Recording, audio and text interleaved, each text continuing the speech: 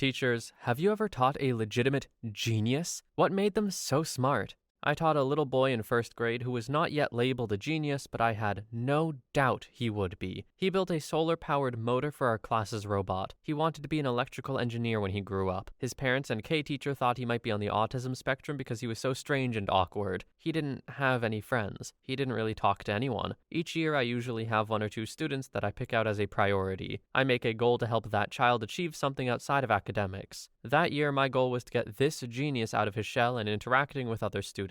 At the time, I didn't know he was so smart. A lot of our kids are good readers. A lot of kids know sight words and phonics. It wasn't until we started doing STEM activities that I noticed this kid was special. He really liked an activity where we built a simple circuit with Christmas lights and batteries. After that, he started reading books about electricity and engineering. I got a circuit set for him to mess around with and decided that our end-of-year project would be something with solar energy. That's how the solar-powered robot happened. The other kids built the robot body, and he put together the solar panel and motor. It was awesome. He was a funny little guy, but it wasn't 6-year-old humor, so he never spoke up. I wrote a comment in his weekly journal telling him he was funny. From that point on, he opened up and started to crack jokes. Even if the kids didn't get it, I would laugh and they would follow suit. He became very popular with the other students. They looked up to him. Story 2. I have. The student could learn complex concepts in the span of minutes. Kid once missed an entire unit that I taught over the course of several weeks. I spent 20 minutes with her when she got back, explaining and drawing diagrams, and she got it. And got it better than anyone else in the class had. It was so much fun teaching her. Story 3. Yep, a medical resident. Reminded me of Good Will Hunting guy. Sorry, don't mean to interrupt the story. By Good Will Hunting guy, do you mean Will? Am I crazy? That's his name, right? Anyway, his own history, as he'd tell it, was, I had 3 last names before I was 18. My dad was in prison for as long as I can remember and will be in prison forever. You can check my family tree as far back as you'd like. I'm the first one to ever attend college. Scary smart. He learned Hungarian in his spare time as a trick to play on his Hungarian wife. When I first met him as a student, I understood he spoke a lot of languages, so I asked him if he could speak to a Greek patient. He says, I don't speak Greek. That was Monday. On Wednesday, he was asking the patient simple questions in full sentences and understanding the answer. I was annoyed. I asked him, hey, I thought you didn't speak Greek. And he said, I didn't, on Monday. You could make an entire career of following him around with a notebook and writing down his many good ideas, big and small, about literally everything, which he seems to forget as soon as he comes up with them. I do okay. I'm a professor of surgery. I don't have any of this guy's pure mental horsepower. I still know him and he is still white-hot bright, but very much an easygoing dude and still sometimes a product of a rough and tumble early life. Years ago, I had to explain to him, back to Good Will Hunting guy idea, you can't beat anyone up in the hospital, no matter how much they annoy you. And he responds incredulously, never? But what if they do? No, never. But what if they do this? No beating up ever in the hospital. And he gave me a doubtful look. Story 4. I've had some really, really bright kids in my classes over the years. Perfect ACTs, a kid on Jeopardy, Ivy League schools, but I think M might be the brightest I've ever had, and quite possibly a genius. He took several AP tests without having taken the class and scored 5s. He didn't really self-study them either. He just knew the subject. The AP Physics C teacher was not happy about it. He was genuinely curious, shows up at my door with an old smoke detector and CRT TV monitor, and wants to experiment with the radioisotopes. I had to shoot that one down. Looked beyond the labs we were doing to find the more obscure uses or derivations that come from the lab, like the relationship between molar mass and specific heat capacity for some metals, and he understood it all, every bit. Didn't pay attention in class because he was constantly looking something up. Incredibly frustrating for some of the other teachers. He wasn't too interested in homework either, but his English teacher commented that the one paper he did turn in was an original analysis out of this world, and she's a top-notch teacher. He rarely used my methods for solving problems. He would develop his own that actually showed a deeper understanding of the relationships involved, and it worked. Every time. Rarely was there a situation where I was actually teaching him. It was more me introducing something to him, and then he would go off and master it, come back to pay attention for the next new topic, and then poof, off to M-Land to just get it. He isn't just bright in one subject. If he wants to, I'm positive he'll master whatever is put in front of him. I tried talking him into graduating early because there's only so much we can offer him. He was interested but didn't get support from home. So I tried talking him into taking some CTE classes, welding, autos, mechatronics. We'll see if he shows up next year. As you would expect, he's socially awkward and doesn't understand why other students don't get it. It comes off as cocky, but he's not. I think he feels that everyone is this way, just smart. I really like the kid, but he needs to move on. Story 5. My buddy was a genius as a kid. He could read something and remember it exactly. It was unreal. Smartest dude I ever met as far as every single subject. Went to Harvard after high school and we lost touch. He's a judge now. His memory was so good. Story 6. When I was in high school, there was a kid 1 grade older than me who was the smartest kid I knew at the time. Very bright, kind person, and an excellent mathematician. He would regularly get perfect scores on tests and studied some advanced topics outside of class. He went on to study physics at MIT. My high school was right next to an elementary school. One day, these parents hired this smart kid to tutor their 7-year-old child in math. And when I say tutor him in math, I mean teach him calculus. I would walk by a math classroom after school and see this 18-year-old drawing gradients on paraboloids, so early vector calculus stuff, and lecturing a 7-year-old. The older kid said once that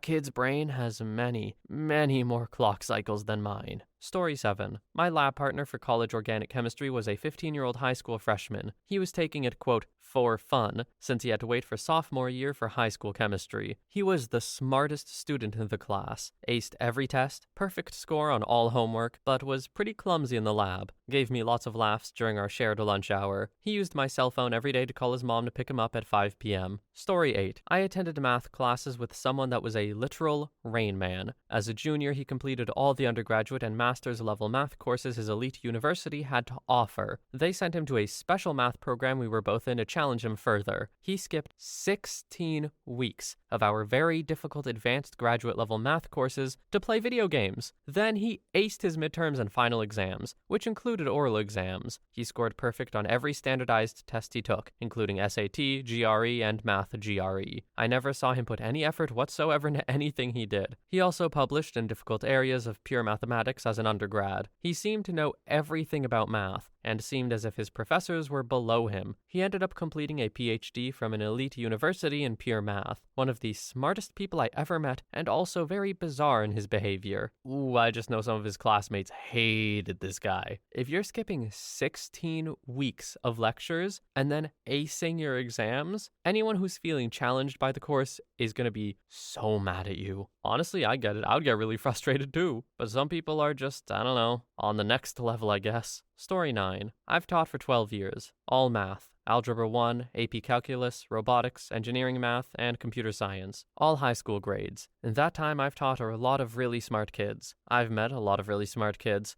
I'm just not sure how you're qualifying genius, but I'm reading it to mean the truly exceptional student who displays intelligence in a way that outshines average, best students. To that extent, I would estimate that I've taught about 5 such individuals. What these kids all have in common is that everything came naturally to them, almost like it was intuition. Tons of smart kids will get bored and actually do poorly in class. They don't do their easy classwork, but usually the genius kids have a thirst for knowledge. They're inquisitive and motivated to find answers. As for what makes them so smart, I would say that their lucky genetics plus an internal motivation to learn is what made them so smart. I will end by saying that I think anyone can be smart with enough hard work. Depending on your genetics, your environment, and your determination, it may take a little bit of work, or a whole bunch of work. There's such a large part of me that doesn't want to believe that genetics plays such a big role in intelligence, but, it probably does. Just the way the brain works, I guess. It's going to be different for everyone. That being said, I think OP is absolutely right. You find a way that works for you to learn things, and you put your mind to it, you probably can learn whatever you want. It will take a whole bunch of work for some people, and that kinda sucks, but you can absolutely get there. I do truly believe that. Story 10. My favorite history professor in college told me about a kid named Gabe. Gabe wasn't great with math, wasn't great with science, but this kid could create a complex map of history in his mind to be able to explain a situation in history from multiple historical standpoints. An example was when he was in my professor's Nazi Germany course, and my professor was talking about Hitler's takeover in a general sense. Quick overview of the course type stuff / my professor learning what people don't know and do know to shape the course a little. And one questioned how they let Hitler be elected, considering Hitler's jail sentence and Mein Kampf. Gabe apparently cited 4 or so different sources of German people at the time, as well as examples of sympathizers in other countries after the Nazi takeover to explain Hitler's zeal and demagogue capabilities. My professor still uses the sources Gabe cited because he wasn't even read on them. Story 11. I worked as a substitute teacher at a high school a long time ago, and I wound up getting the same girl in class multiple times over several years. Most notably, I subbed in for the school's AP bio teacher for 4 months. She clearly had problems at home, and maybe mental problems as well. Her clothes were always really ratty, and everything about her just screamed neglect. She didn't seem to have any friends, and she was hellishly awkward whenever you talked to her. She was one of those smart kids that wound up so bored with school that she just checked out completely at some point. By the time I got her in high school, she never did homework and rarely did in-class assignments, and she almost never paid attention to any of the lessons at all. She did just enough work to pass, barely. She just sat in the back and read or drew in her sketchbooks. Often the books she was reading were things like college textbooks or books in various foreign languages, and it was always interesting to see what she was reading. She was an astonishingly fast reader. She would burn through reading assignments in 5 minutes that took the rest of the class almost an hour, and she would understand them when the rest of the class was struggling. Initially, I wrote her off as a slacker, until I subbed for that AP bio class. Every test I gave out, she would get every question right, and her essay answers were absolutely flawless and often really interesting. The first time, this shocked the crap out of me because, again, this was a student who never did any work and never paid any attention at all, and she blitzed through the test twice as fast as everyone else. And she got a perfect score when even the best and brightest students were struggling to get B's. When the AP tests came around, she took several, including some for subjects she didn't take the classes for, and as far as I know, she got a 5 on all of them. I'm sure her ACT and SAT scores were equally amazing. I don't know what made her so smart. She clearly had an amazing memory and was just smarter than the average kid, I guess. Or smarter in some ways. I've kept track of her on social media over the years. She never went to college, and for a while it looked like she was just going to burn out completely. It was pretty sad. But eventually things turned around. She owns a company now and seems to be pretty damn successful. This is unrelated, but you can sub for an AP class? Like, I guess there have to be subs for that, but I just didn't really consider a more advanced subject having subs, at least not specialized ones, because OP said that they subbed for multiple different grades throughout the years. I guess they're super specialized in biology and just subbed for that the whole time? I don't know. I don't know how the sub world works. Story 12. Yep, a few. One was a genius in math, not the subject I teach, and the other is a genius when it comes to writing or research or reasoning. What made them both so smart is probably a combination of environment. They both had very supportive families, and an intense desire to learn on their own. Both of these guys did way more independent learning on their own than what they got in school, and the math kid is now in grad school working on electromechanical engineering and has been published multiple times. The philosophy kid is doing his own thing and writing books. Story 13. I had a student who was also an undergrad researcher in my lab who was legitimately a genius. He graduated high school a year or two early and got straight A's while taking 2 to 3 more classes than other students were even allowed to take, so 26-ish credits. He was taking graduate classes that I was taking while I was his TA for some undergrad labs. He left college a year early and went to Cambridge. It wasn't that he knew the answer right away all the time. Sometimes he did have to think about things, but he always figured it out, and he was rarely wrong. Note, not never. He was wrong sometimes, but very quick to admit it. He set the curve for all of my graduate classes, despite being an undergrad at the time. Even though the tests were designed to not have everybody finish, he would always finish, and always have a 98%-ish score. The averages were usually 50. Remember, this is graduate school. We're all at least a little smart. He was always working on something. Many times it was even over my head. He was very aloof and portrayed the perfect mad scientist. Very ADD-ish, running off mid-convo to think about something else, very easily distractible. He was socially awkward and, by all definitions, a nerd, but had a very good sense of humor around his friends. He was great at math, great at comp sci, a good programmer, and he loved the combination of all of them into physical chemistry. His parents were both scientists, so either they raised him while teaching him quantum chemistry, or his IQ was very nearly 160-ish, or both. He would often question the professors teaching the classes, and was often correct with the point he was trying to make. A few times, the professors came to him to help them solve something. Story 14. Okay, I'm going to shamelessly brag about this kid. For For the record, I teach high school Spanish. We'll call the kid Jason because that's nothing like his real name, and I don't want to break FERPA. Jason played basketball and soccer. He was in art club and beta club and National Honor Society. He was even the valedictorian. Jason basically taught himself Spanish 1, and by the time he got to my Spanish 2 class, he had vastly surpassed his classmates. He asked great questions and even caused me to learn quite a few things about the subject. His Spanish was impeccable. He never made even a single B in my class. When we played games, his team always won. He studied hard, he was focused, and he was so affable. And he was like this in every class, including the AP classes. He went on to the best college in the state, full ride. He's done study abroad in several countries, and he's been recognized several times in the school's magazine. Not a single person has a negative thing to say about him. He's so genuine and good, and